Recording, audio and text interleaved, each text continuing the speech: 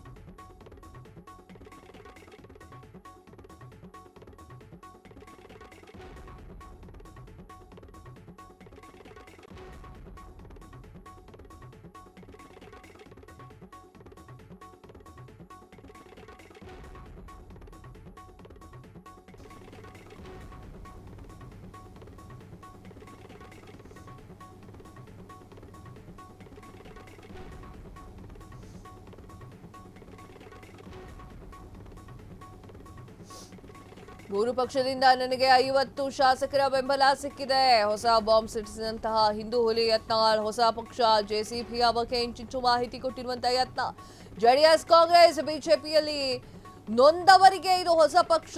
ಮೂರು ಪಕ್ಷದಲ್ಲಿ ನೊಂದವರನ್ನ ಪಕ್ಷಕ್ಕೆ ಸೇರಿಸ್ಕೊಳ್ತೇನೆ.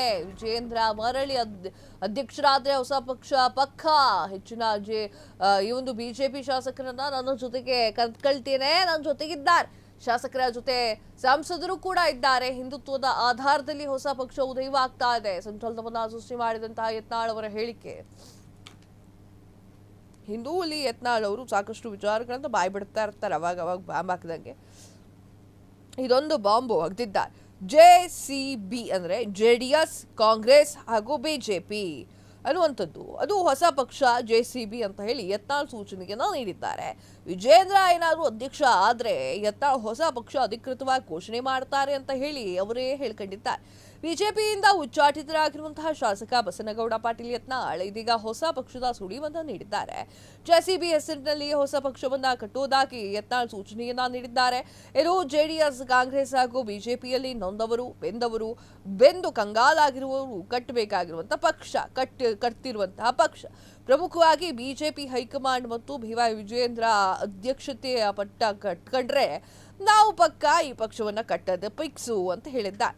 ಯತ್ನಾಳ್ ಹೊಸ ಪಕ್ಷ ಹೆಸರು ಇದು ಜೆ ಅಂದ್ರೆ ಜೆಡಿಎಸ್ ಅಂತೆ, ಸಿ ಅಂದ್ರೆ ಕಾಂಗ್ರೆಸ್ ಅಂತೆ, ಬಿ ಅಂದ್ರೆ ಬಿಜೆಪಿ ಅಂತೆ.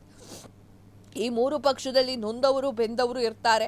ಈ ಒಂದು ಬಿಜೆಪಿಯಲ್ಲಿರುವಂತಹ 50 ಶಾಸಕರ ಬೆಂಬಲ ನನಗಿದೆ. ಹೆಚ್ಚು ಸಂಖ್ಯೆಯಲ್ಲಿ ಸಂಸದರು ಬೆಂಬಲವೂ ಕೂಡ ಕೊಡ್ತಾರೆ ನಂಗೆ. ಹಿಂಗಾಗಿ ರಾಜ್ಯ ಬಿಜೆಪಿಯಲ್ಲಿ ತಪ್ಪು ನಿರ್ಧಾರ ದುಬಾರಿ ಆಗಲಿದೆ ಅಂತ ಹೇಳಿ ಇಷ್ಟು ಭಾಷಣವನ್ನು ಮಾಡಿದ್ದಾರೆ.